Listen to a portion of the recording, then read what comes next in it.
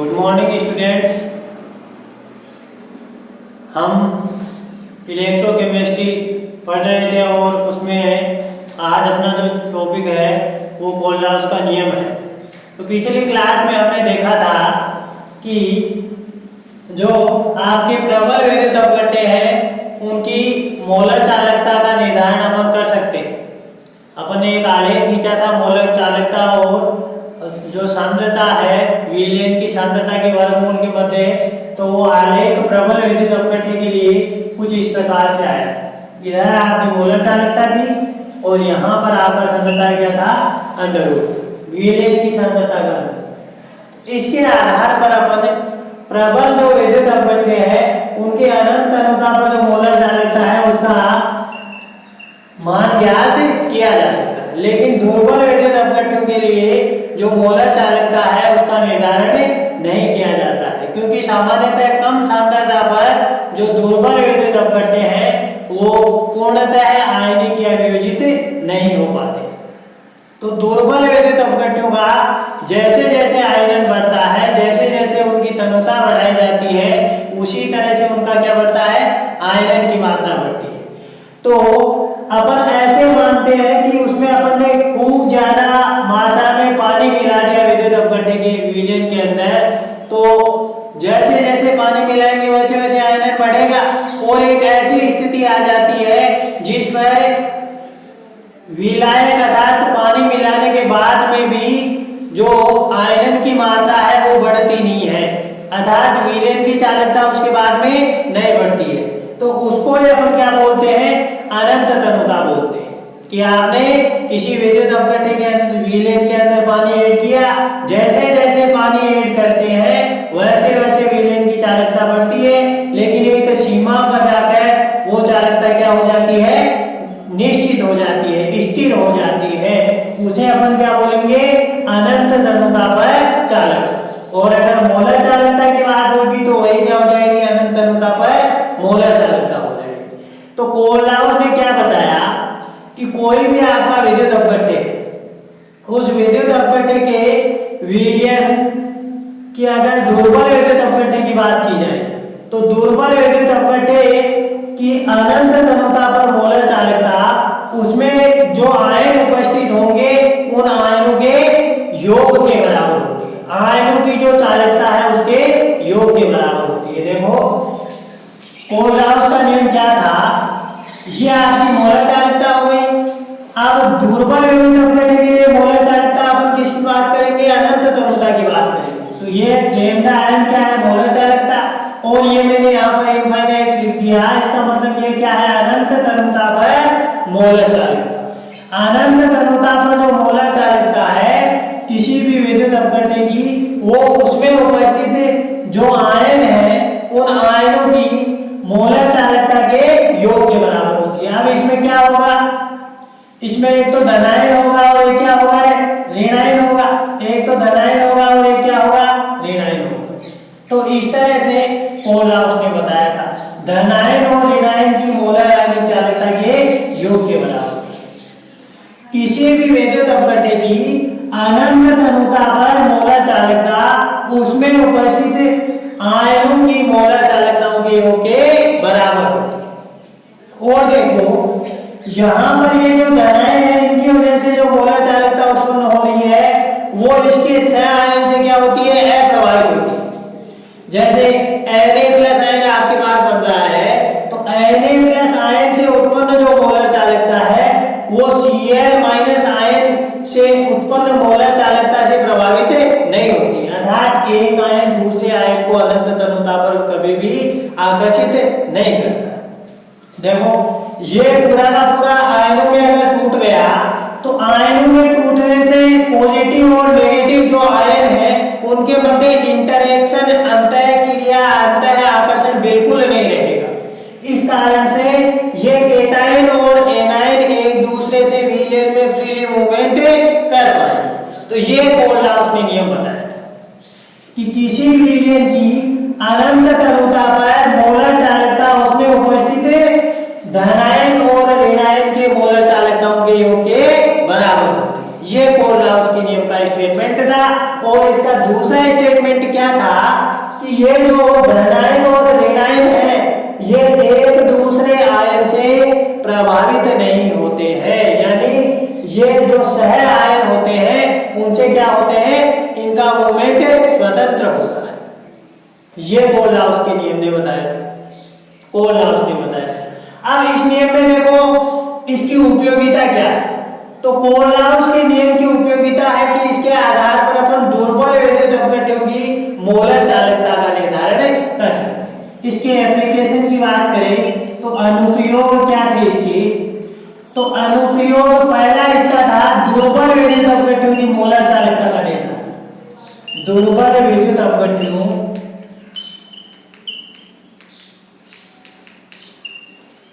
की मोलर चालकता का निर्धारण।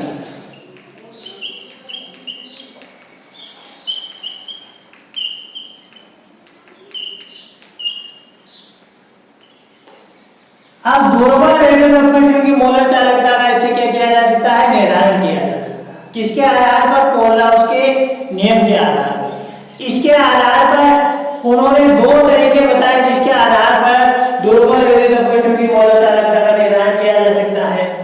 एक तो आयनों की मोलर चालकता के द्वारा और एक आयनों के अभिगमनांक के द्वारा।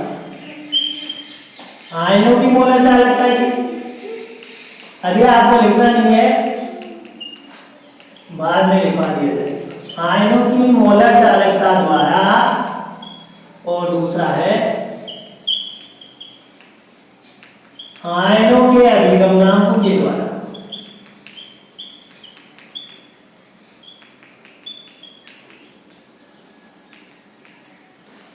अब आयनों की मोलर चालकता के द्वारा जो दुर्बल विद्युत अपघट्य हैं उनकी मोलर चालकता का निर्धारण किस तरह से किया जाता है। देखो अपन दुर्बल विद्युत अपघट्यों की मोलर चालकता ज्ञात करने के लिए क्या कर लेंगे, प्रबल विद्युत अपघट्य पकड़ लेंगे और उन प्रबल विद्युत अपघट्यों में से जो वैनिष्ट आयन होगा उनको घटा देंगे, क्योंकि प्रबल विद्युत अपघट्यों की तो मोलर चालकता का पता लग जाता है।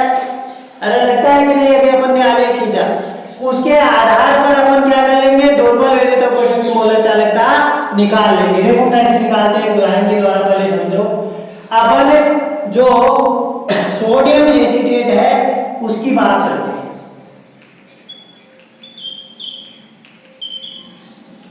ये है सोडियम एसिटेट है, ये जब आयनों में टूटेगा तो क्या क्या देगा अपन को, एक तो एसिटेट धनायन देगा और एक क्या देगा, Na+ आयन देगा। अरे एसिटेट ऋणायन देगा और क्या देगा, Na+ आयन देगा, सोडियम आयन देगा, ये देगा। इसके साथ में अपन एसिटिक अम्ल की बात करें, CH3COH, CH3COH अपना एसिटिक अम्ल है। अपन बात कर ले NaCl की, NaCl पे आपका क्या है, लवण है, और इसके साथ में एक मैंने HCl की बात कर ली। ये मेरे पास इतने अम्ल, क्षार, लवण ऐसे दे रखे। अब इनमें से बात करते हैं कि कौन सा प्रबल विद्युत अपघट्य है, कौन सा दुर्बल विद्युत अपघट्य है, किसकी मोलर चालकता का निर्धारण जो आपका अक्कल-ओह्म इक्वेशन है उसके आधार पर किया जा सकता है। तो देखो ये क्या है, आपका दुर्बल है और ये प्रबल, जिसमें दुर्बल अम्ल और प्रबल क्षार से मिले हुए लवण बनते हैं, वो सारे के सारे क्या होते हैं, प्रबल विद्युत अपघट्य की बात व्यवहार करते हैं। तो ये क्या है, प्रबल विद्युत अपघट्य, स्ट्रॉन्ग इलेक्ट्रोलाइट है कि नहीं है। और यहां पर देखो ये आपका दुर्बल अम्ल है, अरे ये दुर्बल अम्ल है कि नहीं है, एसिटिक अम्ल, तो ये क्या है, वीक एसिड। NaCl की बात करें तो NaCl आपका क्या है, प्रबल विद्युत अपघट्य है, क्योंकि NaOH और HCl के सहयोग से बना है ये। NaOH क्षार और HCl अम्ल की उदासीनीकरण अभिक्रिया से बना ये लवण क्या है, प्रबल विद्युत अपघट्य। क्या है, प्रबल विद्युत अपघट्य। तो ये स्ट्रॉन्ग इलेक्ट्रोलाइट हो गया। और HCl की बात करें तो HCl प्रबल अम्ल है, तो ये भी क्या है, आपका प्रबल अम्ल है, प्रबल इलेक्ट्रोलाइट, स्ट्रॉन्ग इलेक्ट्रोलाइट। बात समझ में आई। तो इनमें से दुर्बल कौन रह गया, ये एसिटिक अम्ल आपका दुर्बल रह गया। अरे दुर्बल विद्युत अपघट्य रह गया ना। अब इस दुर्बल विद्युत अपघट्य की मोलर चालकता का निर्धारण इसके आयनों की मोलर चालकता के द्वारा क्या किया जा सकता है, ज्ञात किया जा सकता है। कैसे देखो, ये CH3COH जब आयनों में टूटेगा तो एसीटेट ऋणायन और H+ धनायन देगा कि नहीं देगा? बिल्कुल देगा। ये NaCl आयनों में टूटेगा तो Na+ और Cl- आयन देगा, और HCl अगर अपने आयनों में विभाजित होगा तो H+ और Cl- ऋणायन देगा। ऐसे ही आपका सोडियम एसीटेट है, वो भी एक धनायन और एक ऋणायन देता है। आप देखो क्या करते हैं, अपन ने अभी पढ़ा है कोलाउस का नियम कि किसी भी विद्युत अपघट्य की अनंत तरुता पर मोलर चालकता उसमें उपस्थित धनायन और ऋणायन की मोलर चालकताओं के योग के बराबर होगा। तो इसके आधार पर अगर अपने पास ये जो सोडियम एसीटेट है इसकी मोलर चालकता का अपन अध्ययन करना चाहें तो कुछ इस तरह से लिख सकते हैं, लैम्डा इनफाइनाइट यानी अनंत तरुता पर मोलर चालकता किसकी, ये मोलर चालकता है किसकी, CH3COONA सोडियम एसीटेट, वो किसके बराबर होगी, वो इसमें उपस्थित धनायन और ऋणायन की मोलर चालकता के योग के बराबर होगी। तो देखो एक धनायन होगा एक ऋणायन होगा, लैम्डा इनफाइनाइट किसकी, CH3COO माइनस, बात समझ में आई कि नहीं आई, प्लस ये मोलर चालकता होगी अनंत तरुता पर किसकी, Na+, इतनी बात आप लोगों को समझ में आ गई। और देखो NaCl की अगर मैं बात करना चाहूं तो NaCl की अनंत तरुता पर मोलर चालकता लैम्डा है इनफाइनाइट और NaCl इज इक्वल टू किसके बराबर होगी, इसमें उपस्थित धनायन और ऋणायन की मोलर चालकताओं के योग के बराबर। देखो कैसे, लैम्डा इनफाइनाइट ये आपका Na+ केटायन हो गया और इसमें उपस्थित Cl- क्या हो गया, Na, इनके योग के बराबर होगा। और ऐसे ही अगर HCl की बात की जाए, किसकी बात कर रहे हैं अपन मोलर चालकता की, HCl, तो इसको किसके बराबर लिखेंगे, लैम्डा इनफाइनाइट इसमें उपस्थित H+ आयन प्लस इसमें उपस्थित कौन सा आयन है, Cl। ऐसे हुआ कि नहीं आपका। अब अपन को इन सब का तो पता चल जाता है क्योंकि ये तो सारे के सारे क्या है, प्रबल है। अब हमको निकालना किसका है, दुर्बल विद्युत अपघट्य एसिटिक अम्ल का निकालना है। तो एसिटिक अम्ल के लिए अगर ये सूत्र लिखें तो क्या होगा, लैम्डा इनफाइनाइट CH3COOH मोलर चालकता है इसकी किसके बराबर होगी, इसमें उपस्थित धनायन और ऋणायन की मोलर चालकताओं के योग के बराबर। तो इसे क्या लिखेंगे अपन, CH3COO- एसीटेट ऋणायन प्लस आपका H+ क्या होगा, धनायन। अब देखो इस पर आधारित प्रश्न अब की बार सीधा का सीधा एग्जाम में पूछा गया है, इसी 2019 में ही इस पर आधारित प्रश्न पूछ लिया अभी। देखो दुर्बल विद्युत अपघट्य की मोलर चालकता का निर्धारण करने के लिए आप क्या करेंगे, इनकी सहायता लेंगे। इनमें से आपको क्या क्या पकड़ना है, देखो CH3COH ये पकड़ना है, आपके पास एसीटेट आयन और H+ आयन आपको पकड़ना है। तो इनमें देखो एसीटेट आयन तो किसमें, इसमें एसीटेट आयन है कि नहीं है बेटा, सोडियम एसीटेट में, और आपको चाहिए H+ आयन, H+ आयन किसमें है, HCl में मिल गया, HCl की अनंत तरुता पर मोलर चालकता में मिल गया, ये मिला कि नहीं मिला। अब देखो ये दोनों आपको अगर मिल गए तो इनमें क्या एक्स्ट्रा मिल रहा है, इनमें एक तो Na एक्स्ट्रा मिल गया अपन को, ये नहीं चाहिए, और इसमें Cl एक्स्ट्रा मिल गया, यानी कुल मिलाकर इसमें से NaCl आपको घटाना होगा। तो मैं अगर इन दोनों को जोड़कर ये वाली इक्वेशन घटा दूं तो आपके पास क्या बचेगा, एसिटिक अम्ल ही बचेगा, अरे बचेगा कि नहीं बचेगा।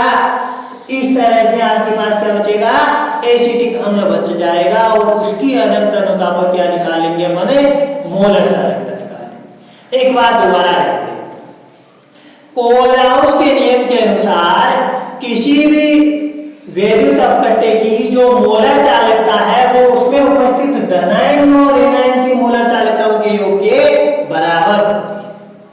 कोलाउस ने क्या बताया कि किसी भी वैद्युत अपकट्य की मोलर चालकता उसमें उपस्थित धनायन और ऋणायन की अनंत अनुता पर जो मोलर चालकता है उसके योग के बराबर। अब इसके आधार पर अपन दुर्बल वैद्युत अपकट्य की मोलर चालकता की गणना कर सकते हैं। किसकी? दुर्बल वैद्युत अपकट्य की मोलर चालकता की गणना कर सकते हैं। तो पहले अपन आयनों की मोलर चालकता के द्वारा दुर्बल वैद्युत अपकट्य की मोलर चालकता की गणना करेंगे। अपने पास है एसिटिक अम्ल, तो एसिटिक अम्ल क्या है? एक दुर्बल वैद्युत अपकट्य है। कैसा? दुर्बल वैद्युत अपकट्य। दुर्बल क्यों हुआ? क्योंकि सारे के सारे दुर्बल जो अम्ल है, दुर्बल क्षार है, दुर्बल अम्ल और दुर्बल क्षार से बने लवण है वो किसकी भांति कार्य करते हैं? दुर्बल वैद्युत अपकट्य की भांति ही कार्य करते हैं। तो ये आपका दुर्बल अम्ल दुर्बल वैद्युत अपकट्य हो गया। इसकी आपको मोलर चालकता की गणना करनी है अनंत अनुता पर। तो क्या करेंगे हम? इसके जो आयन हैं इसमें एसीटेट आयन और H+ आयन है वो पकड़ेंगे। क्या पकड़ेंगे? एसीटेट आयन और H+ आयन पकड़ेंगे। उनकी जो अनंत अनुता है उनका योग ही किसके बराबर होगा? इसे एसिटिक अम्ल की अनंत अनुता पर मोलर चालकता के बराबर होगा।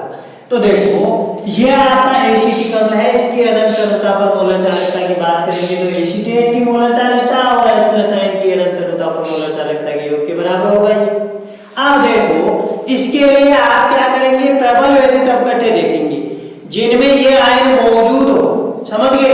तो एक अपन बात करते हैं सोडियम एसीटेट की। तो इसमें ये जो आपका लवण बना है ये प्रबल क्षार और दुर्बल अम्ल के संयोग से बना है, यानी ये प्रबल विद्युत अपकट्य की भांति कार्य करेगा। समझ गए? तो ये टूटकर कौन सा आयन देगा? आपके पास एसीटेट आयन और सोडियम धनायन देगा। ये दोनों आयन देगा। इनकी मोलर चालकता की गणना उसके अकल वंशागर इक्वेशन के आधार पर अनंत अनुता पर की जा सकती है। अब एसीटेट आयन आपने बता लिया तो H+ आयन और चाहिए अपन को, तो H+ आयन किसमें मिलेगा? HCl में मिलेगा। तो अनंत अनुता पर HCl की मोलर चालकता की बात करें तो वो किसके बराबर होगी? H+ आयन और Cl आयन माइनस आयन की अनंत अनुता पर मोलर चालकताओं के योग के बराबर होगी। अब आपने ये दोनों पकड़े थे, अगर इनकी मोलर चालकता आपको दी है तो इनकी मोलर चालकताओं के योग में से NaCl की अगर घटा दे तो एसिटिक अम्ल की मोलर चालकता आ जाएगी कि नहीं? ऐसा ही प्रश्न आपकी बात पूछा गया था। इन दोनों की आपने देख ली। अब देखो इनमें एसीटेट आयन आ गया, H+ आयन आ गया, लेकिन कौन सा एक्स्ट्रा आयन आ गया? अरे Na+ और Cl- एक्स्ट्रा आ गया ना, तो इसको अपन को इनमें से रिमूव करना पड़ेगा। क्या करेंगे? इनमें से घटाएंगे। तो इसके लिए NaCl आपका विद्युत अपकट्य और है तो उसको जो मोलर चालकता है वो इसमें से क्या कर देंगे? घटा देंगे। तो अपने पास किसकी मोलर चालकता आ जाएगी? दुर्बल वैद्युत अपकट्य एसिटिक अम्ल की मोलर चालकता आ जाएगी। इस तरह से अपन क्या करते हैं? ज्ञात करते हैं। दूसरा अपना जो मेथड है वो है आयनों के अभिगमनांक के द्वारा। अब आयनों के अभिगमनांक के द्वारा भी अपन क्या ज्ञात कर सकते हैं? किसी वैद्युत अपकट्य की मोलर चालकता ज्ञात कर सकते हैं। ये देखते हैं कि इस आधार को कैसे ज्ञात किया जाता है।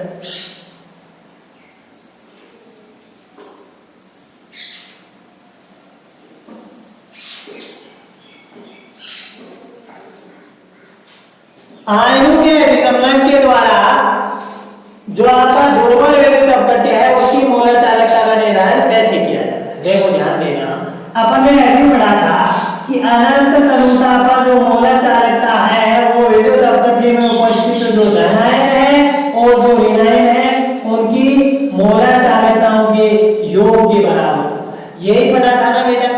अरे यही पढ़ा ना हमने। ये नियम है कोलराउस का, उसके आधार पे अपन लिख रहे थे। अब अभिगमनांक देखो क्या होते हैं। अभिगमनांक क्या होते हैं? अपन अभिगमनांक की बात करते हैं। अगर धनायन के अभिगमनांक की बात करें N+, ये क्या हो गया? धनायन का अभिगमनांक। तो धनायन का अभिगमनांक क्या होता है? ये जो धनायन अपने पास बन रहा है उस धनायन की जो मोलर चालकता है उसमें अगर अपने पास जो वैद्युत अपकट्य है उसकी अनंत अनुता पर मोलर चालकता है उसका अगर भाग दे दें तो आपके पास जो मान प्राप्त होता है वही क्या होगा? धनायन का अभिगमनांक। और ऐसे ही अगर ऋणायन का अभिगमनांक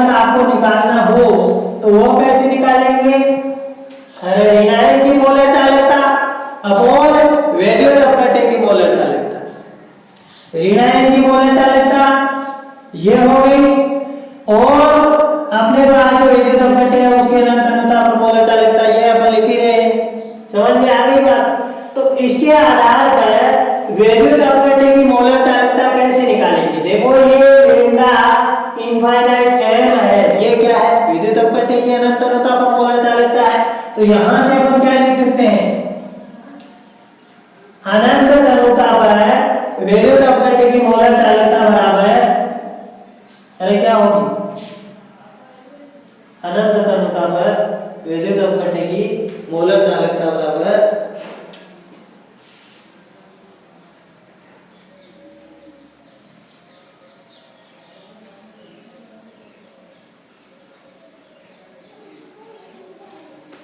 अब हमको ये वाला निकालना है। कौन सा मान निकालना है? इन दोनों को अगर अपन गुणा कर दें तो अपने पास क्या आ जाएगा? लैम्डा m का मान, इसका मान आ जाएगा धनायन की मोलर चालकता। धनायन की मोलर चालकता निकाल सकते हैं यहां से। देखो ये धनायन की मोलर चालकता ऐसे क्रॉस मल्टीप्लाई कर दिया, बराबर किसके हो जाएगा? धनायन का अभिगमनांक इंटू विलेन की मोलर चालकता अनंतता पर। इस तरह से याद कर सकते हैं। और यहां से भी ऐसा लिख सकते हैं। देखो इनको क्रॉस मल्टीप्लाई कर दिया तो ये ऋणायन की अनंतता पर मोलर चालकता बराबर क्या हो जाएगा? ऋणायन का अभिगमनांक इंटू अनंतता पर विलेन की मोलर चालकता। ऐसे अपन इसका निर्धारण कर सकते हैं। बात समझ में आई कि नहीं आई? और इसके बाद में ये इसके एक अनुप्रयोग हो गया। दूसरा अनुप्रयोग है आयरन की मात्रा निकालने। इसमें आयरन की मात्रा निकालने पर दुर्बल विद्युत अपघट्य की आयरन की मात्रा भी इसके आधार पर निकाली जा सकती है। देखो कैसे?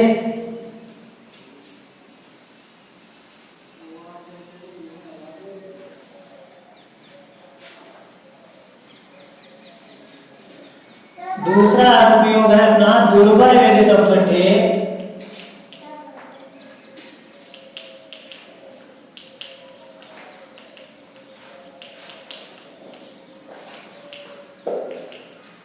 वियोजन या आयन की मात्रा।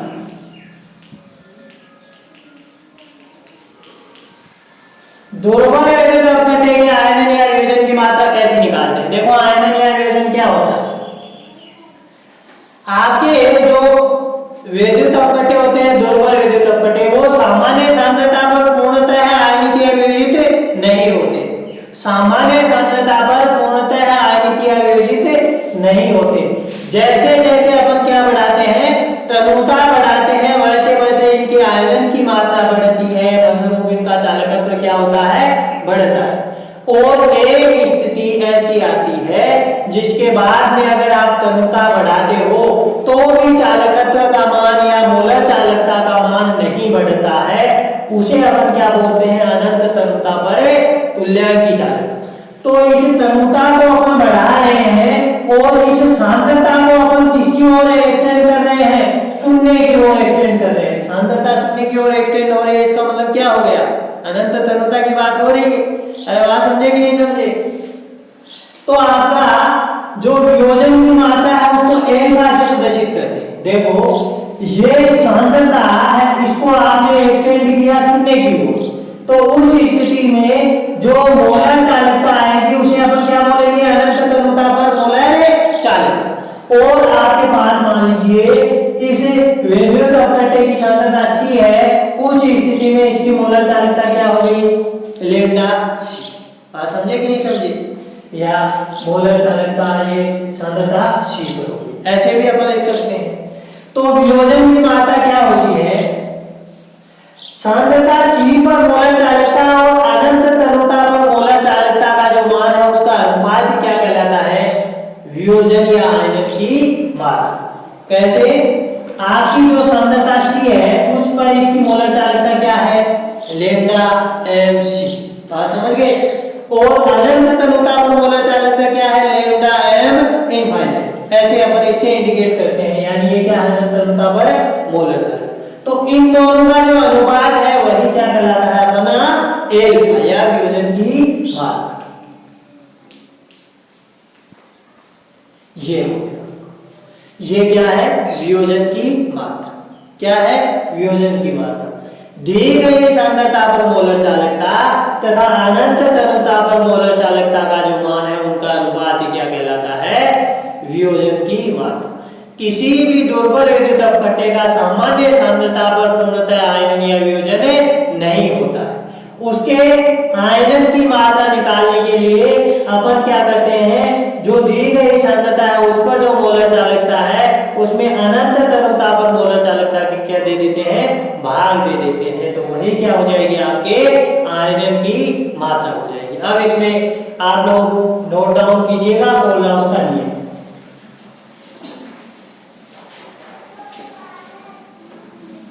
कोलराउस का नियम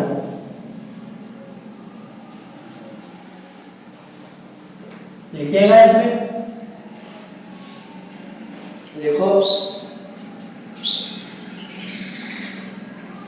इस नियम के अनुसार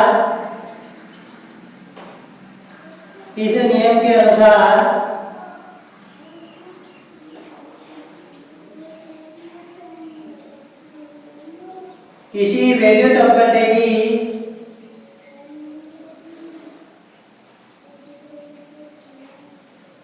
अनंत तनुता पर मोलर चालकता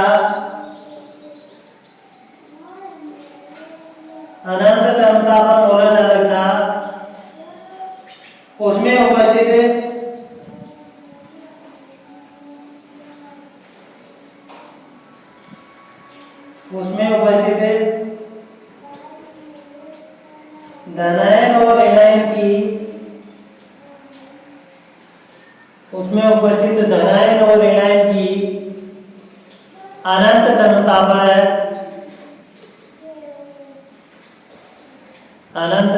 पर मोलर चालकताओं के योग के बराबर होती है।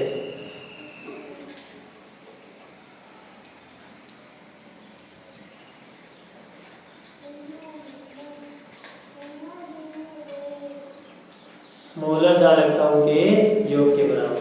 आगे वाली लाइन में ऐसा आंसर लिखिएगा।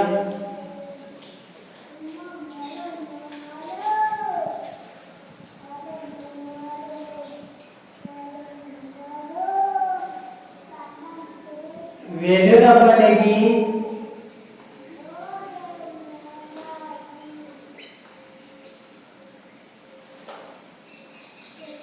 अपघट्य की मोलर चालकता में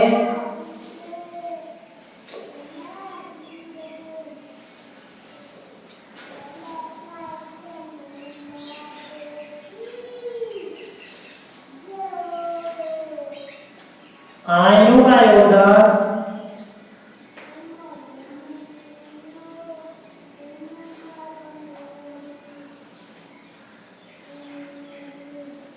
सह आयन पर निर्भर नहीं होता है।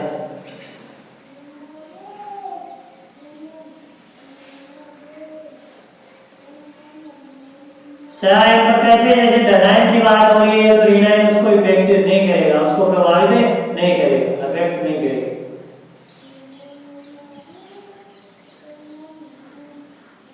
इसे कोलराउस का स्वतंत्र अभिगमन का नियम कहते हैं। ये जो आपने दूसरी बात लिखी, अरे जो सह आयन है वो किसी आयन की चालकता को प्रभावित नहीं करता है, इसे अपन क्या बोलते हैं? कोलराउस का स्वतंत्र अभिगमन का नियम। इसे क्या बोला जाता है? कोलराउस का स्वतंत्र अभिगमन का नियम बोला जाता है।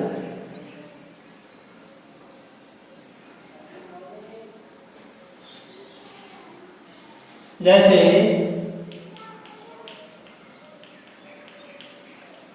अब हम बात करते हैं अनंत तनुता पर NaCl की मोलर चालकता की।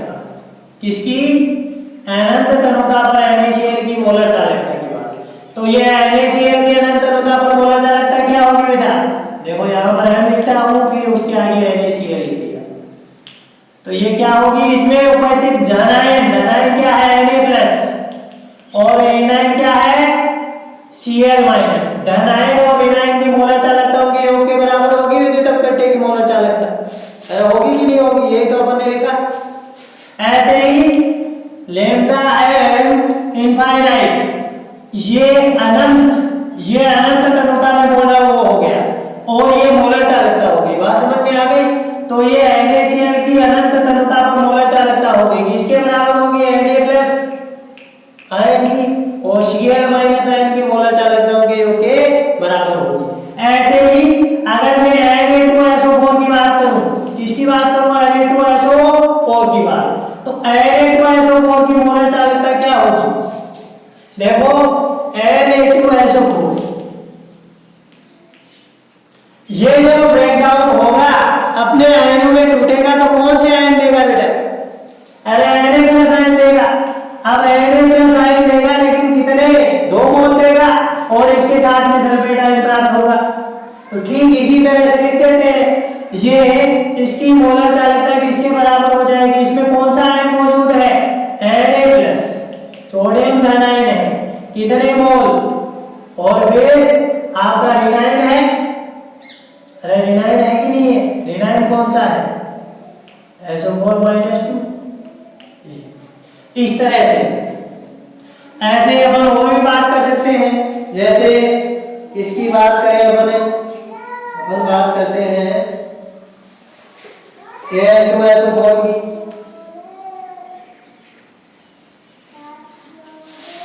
अनंत तनुता पर मोलर चालकता Al2SO4 की होल प्राइस, इसकी बात करते हैं, समझ गए? तो इसमें देखो Al2SO4 की बात करें, Al2SO4 की होल प्राइस टूटेगा कौन कौन से आयन देगा? एल्यूमिनियम धनायन देगा, सल्फेट ऋणायन देगा। एल्यूमिनियम धनायन Al+3 है, कितने मोल प्राप्त होंगे? अरे बोलो, 2 मोल होंगे कि नहीं होंगे? और ये आपका सल्फेट है SO4 माइनस, इसके कितने मोल? 3 मोल प्राप्त। कितने मोल? 3 मोल। तो इस तरह से अपन लिख सकते हैं, लिखो ये अनंत तनुता पर मोलर चालकता है किसकी? Al+3 आयन की।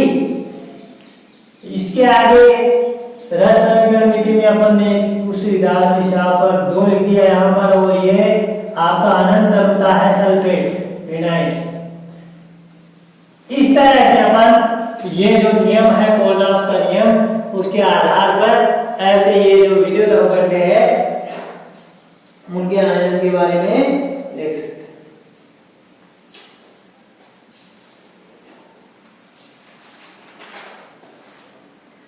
आगे देखो कोलराउस नियम के अनुप्रयोग।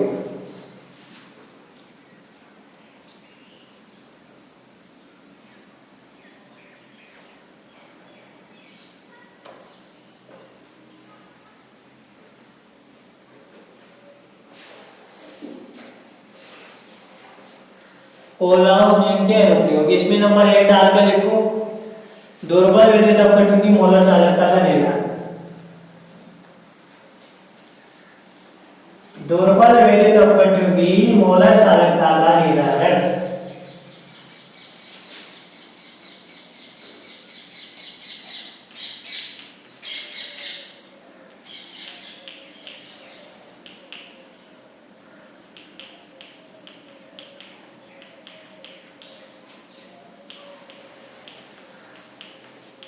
मोलर चालकता की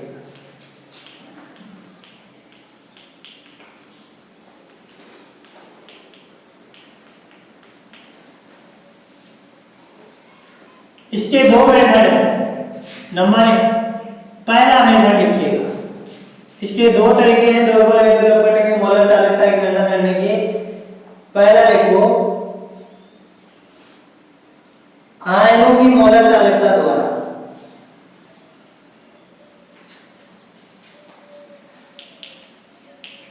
आयनों की मोलर चालकता द्वारा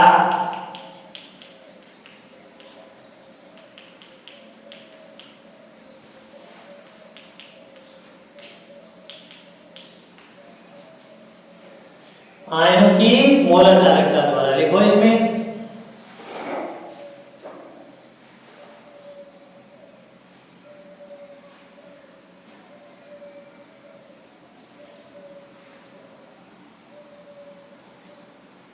लिखिएगा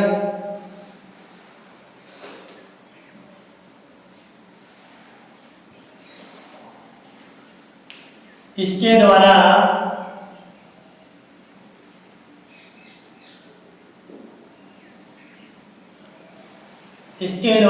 दुर्बल विद्युत अपकट्ठों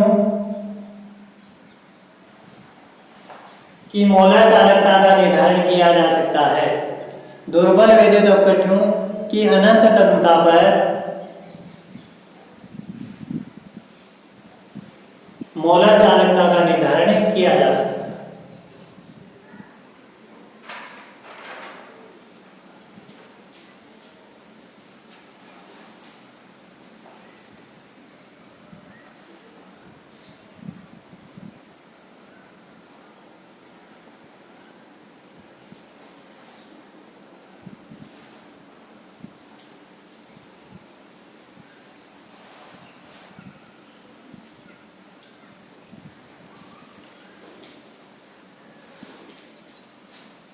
जैसे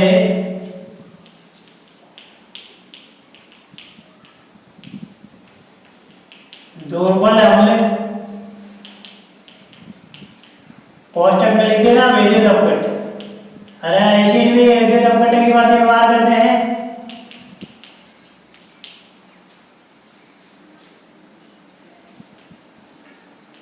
एसिटिक अम्ल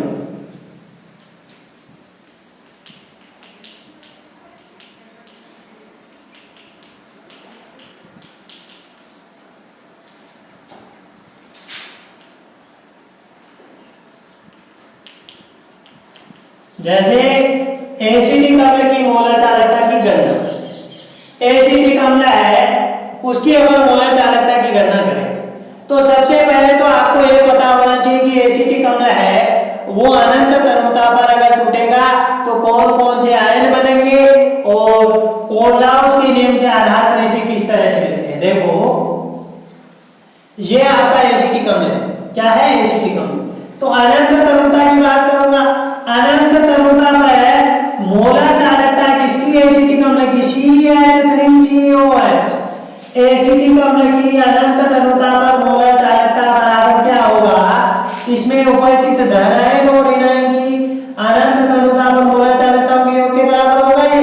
अब धन आयन कौन सा है बेटा? धन आयन और ऋण आयन CH3CO माइनस एसिटेट ऋण आयन हो गया और धन आयन इसके साथ H+। अरे ये लिख सकते हैं कि नहीं? यानी अपन को क्या चाहिए? एसिटेट आयन और H+ आयन चाहिए। आप देखो H+ आयन के लिए आप प्रबल विद्युत अपकट्ठ की मोलर चालकता तो पता रहती है तो HCl ले सकते हैं। अरे बात समझे कि नहीं समझे? और ये एसिटेट किसमें मिलेगा? प्रबल विद्युत अपकट्ठ ऐसा कौन सा है जिसमें एसिटेट आयन मौजूद हो? याद करो अभी बताया था सोडियम एसिटेट। क्या है? Sodium acetate. तो सोडियम एसिटेट की अगर बात करें, सोडियम एसिटेट की मोलर चालकता की बात करें CH3CONA बराबर, तो ये किसके बराबर होगी? इसमें उपस्थित धन आयन और ऋण आयन CH3COO माइनस प्लस दूसरा आपके पास क्या है? इसमें Na+ है तो Na+ ऐसे लिख दिया आपने। आप देखो अरे सोडियम एसिटेट की बात अपन ने कर ली, इसमें सोडियम आयन मिल गया अपन को। और क्या चाहिए अपन को? H+ आयन चाहिए तो H+ आयन किसमें है? HCl में होगा।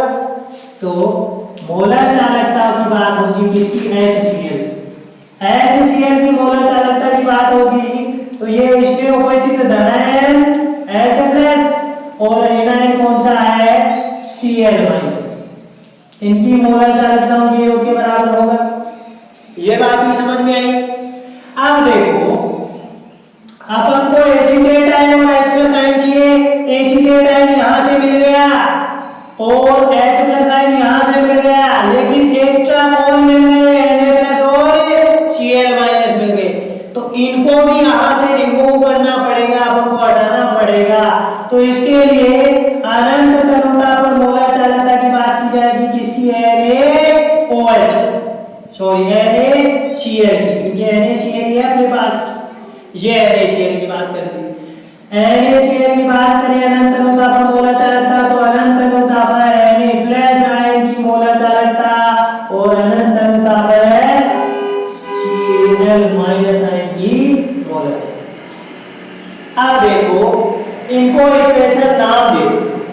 ये आपका एसिटिक अम्ल है, इसकी मोलर चालकता का अपन को निर्धारण करना है।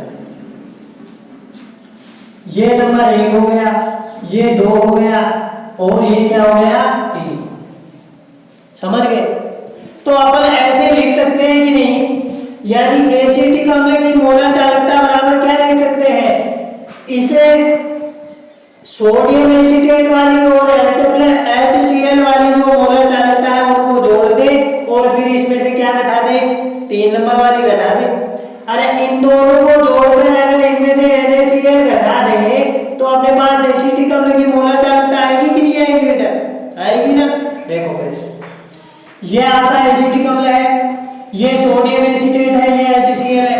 तो यहाँ पर एसीटेट आयन अपन को चाहिए इसमें एसिटिक अम्ल में और H+ आयन चाहिए, तो ये तो अपन को आवश्यकता है इन आयनों की मोलर चालकता की। तो अब फालतू कौन बच गया, NaCl, इसलिए NaCl में अपन क्या कर देते हैं, घटा देते हैं। तो आगे यहाँ पर मैं ऊपर लिखता हूँ,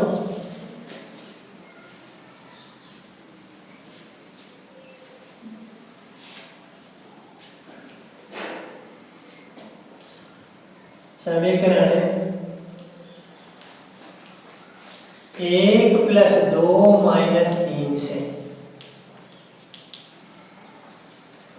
1 + 2, समीकरण 1 और 2 को मैं आपस में जोड़ूंगा और उसमें से क्या घटाऊंगा, 3 नंबर घटाऊंगा। देखो कैसे, मेरे को क्या याद करना है, ये याद करना है, CH3COOH, इसकी मोलर चालकता की गणना करनी है अनंत अनुता पर। क्या कर रहा हूं, 1 नंबर और 2 नंबर को जोड़ रहा हूं। अनंत अनुता पर मोलर चालकता किसकी है, CH3COOH है। और क्या है आपके पास, अनंत अनुता पर मोलर चालकता है किसकी, HCl की। फिर अनंत अनुता पर मोलर चालकता की बात करेंगे किसकी रहेगी, Cl। अरे कर सकते हैं कि नहीं, ऐसे अपन ने कर लिया। अब देखो भाई क्या होगा, ऐसे आप लोगों ने लिखा तो उसके आगे देखो, ये आपका वैल्यू प्रॉपर्टी है, इसमें अनंत अनुता पर मोलर चालकता बोला, उसके नियम के आधार पर लिख देंगे जैसे यहाँ पर लिखा था। किस तरह से लिखेंगे, इसमें कौन सा CH3COO- ये धनायन है तो इसकी मोलर चालकता, सॉरी ऋणायन एसीटेट आयन, और क्या है Na+,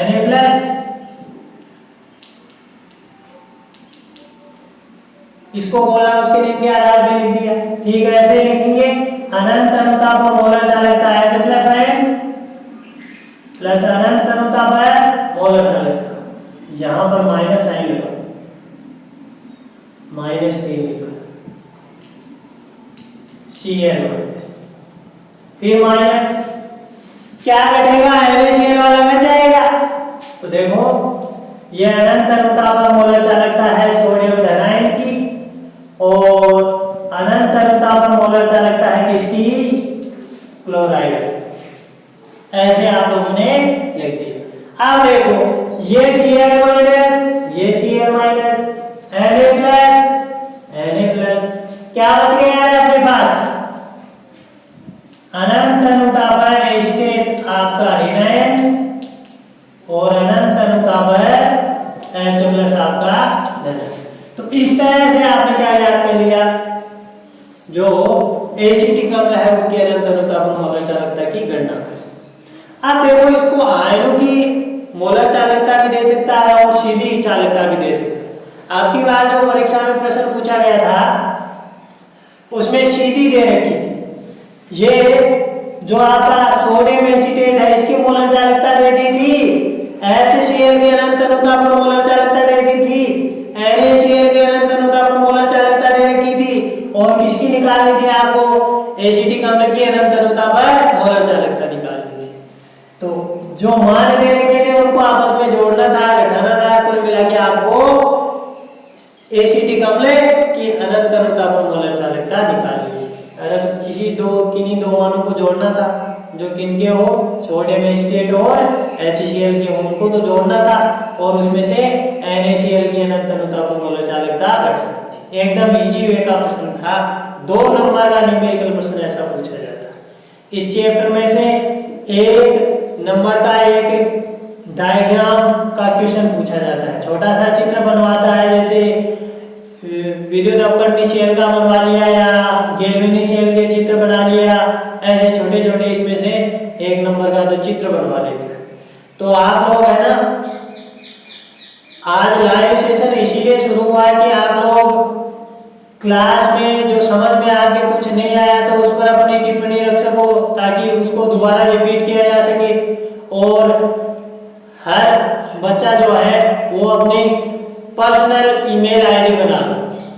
अब खुद की आईडी आप लोग बनाओगे तो जब भी आप कमेंट सेक्शन में कमेंट अगर करोगे तो इससे पता चल जाएगा कि किस बच्चे की कौन सी प्रॉब्लम आ रही है, क्योंकि आप ये जो YouTube काम में ले रहे हैं उसमें कमेंट करते हैं तो ये आपके घर वालों के या तो आपके पिता के नाम से या भैया के नाम से आईडी बनी हुई है, तो उस आईडी से पता नहीं चल पाता है कि किस बच्चे ने कौन सी प्रॉब्लम अपने पास रखी है और किसका क्या सॉल्यूशन बताना है। तो आप लोग क्या करें, खुद की पर्सनल मेल आईडी बनाओ और उस मेल आईडी से अपना जो ये यूट्यूब पर चैनल है इसको चलाया करें, तो उससे पता चल जाएगा। और फिर कोई भी अगर प्रॉब्लम आपके पास आती है तो वो आप कमेंट सेक्शन में लिखकर भेजा करो, आपकी प्रॉब्लम है वो जरूर सोल्व हो।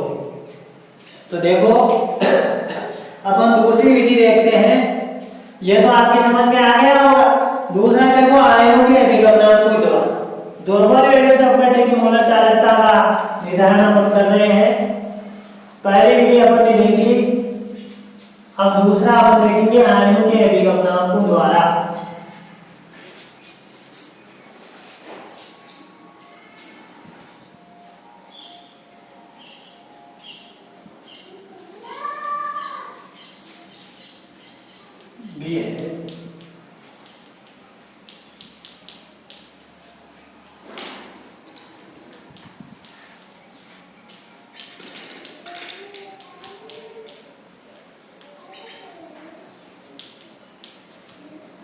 आयनों के अभिगमनांकों के द्वारा, तो देखो पहले अपन कोलराउस के नियम के आधार पर ही लिखते हैं। लैम्डा n बराबर क्या होता है,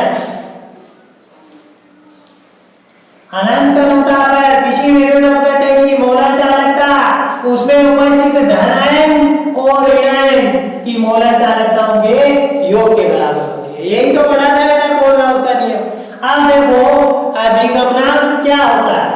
अब ये अगर मैं ऐसे लिखूं, धनायन का अभिगमनांक,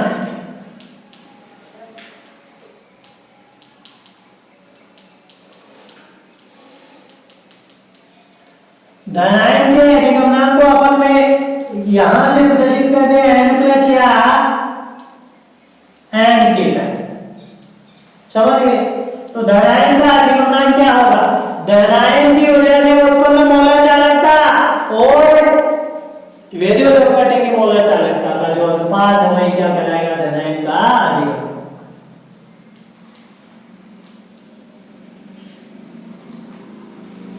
ये इस तरह से लिख सकते हैं। ऐसा है अपन ऋणायन के लिए भी लिख सकते हैं।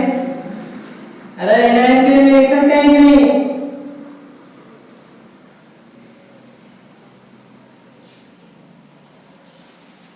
देखो ऋणायन का अभिगमनांक, ऋणायन का अभिगमनांक, ऋणायन को n नेगेटिव या Na का मतलब Na, इस आयन की ऋणायन के अनंत अनुता पर मोलर चालकता और विद्युत अपघटन के अनंत अनुता पर मोलर चालकता का अनुपात हो जाएगा किसका मान, ऋणायन का अभिगमनांक। धनायन और ऋणायन के अभिगमनांक हो गए। अब इसके आधार पर अगर इस आयन की मोलर चालकता निकालनी जानी चाहिए, अगर मैं धनायन की मोलर चालकता की गणना करना चाहूं तो धनायन की मोलर चालकता क्या हो जाएगी, धनायन का अधिगमनांक इनटू विद्युत अपघट्य की मोलर चालकता। देखो यहां से मैं ये लिखता, ये जो धनायन है इसकी अनंत तनुता पर मोलर चालकता का मान अगर निकालना चाहूं तो ये आयन का अधिगमनांक है। अरे इसके नीचे तो एक बैठा है ना, तो इस आयन के अधिगमनांक को किससे गुणा कर दें, विद्युत अपघट्य के अनंत तनुता पर मोलर चालकता से गुणा कर दें तो ये किसके बराबर हो जाएगा, उस आयन के मोलर आयनिक चालकता के बराबर हो जाएगा। तो धनायन की अनंत तनुता पर मोलर चालकता बराबर धनायन का अधिगमनांक गुणा अनंत तनुता पर विद्युत अपघट्य की मोलर चालकता। ऐसे लिख सकते हैं कि नहीं, धनायन के लिए ऐसे लिख दिया तथा ऋणायन के अभिगमनांक ऋणायन की मोलर चालकता की अगर बात करें तो ऋणायन की मोलर चालकता क्या होगी, ऋणायन का अधिगमनांक गुणा अनंत तनुता पर विद्युत अपघट्य विलयन की मोलर चालकता। इस तरह से अपन धनायन और ऋणायन की मोलर चालकताओं की गणना कर सकते हैं, किसके आधार पर, आयनों के अभिगमनांकों के द्वारा। देखो एक बार दोबारा देखो, इसके आधार पर अपन धनायन और ऋणायन की मोलर चालकताओं की गणना कर सकते हैं। कैसे, देखो किसी भी आयन का जो अभिगमनांक है वो उस आयन की मोलर चालकता और विद्युत अपघट्य विलयन की मोलर चालकता का क्या होता है, अनुपात होता है। जैसे धनायन की बात करें तो धनायन की अनंत तनुता पर मोलर चालकता और विद्युत अपघट्य विलयन के अनंत तनुता पर मोलर चालकता का अनुपात हो गया। और अगर ऋणायन की अभिगमनांक की बात होगी तो ऋणायन के अनंत तनुता पर मोलर चालकता और विद्युत अपघट्य विलयन के अनंत तनुता पर मोलर चालकता हो। अब देखो अगर अपन को धनायन के अनंत तनुता पर मोलर चालकता निकालनी है तो इसे धनायन के अभिगमनांक को किससे गुणा कर देंगे, अनंत तनुता पर विद्युत अपघट्य विलयन की जो मोलर चालकता है उससे। ये आ जाएगा धनायन का अनंत तनुता पर मोलर चालकता, ये ऋणायन के अनंत तनुता पर मोलर चालकता आ गई। इस तरह से कैलकुलेट किया जाता है। तो पहला आपने देख लिया दुर्बल विद्युत अपघट्य की मोलर चालकता की गणना। अब इसका 2 नंबर अनुप्रयोग लिखो, 2 नंबर डालकर विद्युत अपघट्य के वियोजन की मात्रा की गणना। दुर्बल विद्युत अपघट्य के वियोजन की मात्रा की गणना।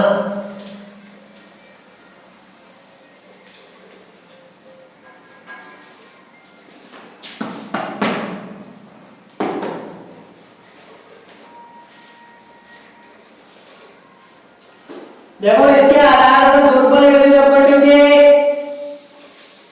वियोजन या आयनन की मात्रा की गणना भी की जा सकती है। ऐसा आपने क्यों बोला, प्रबल का नाम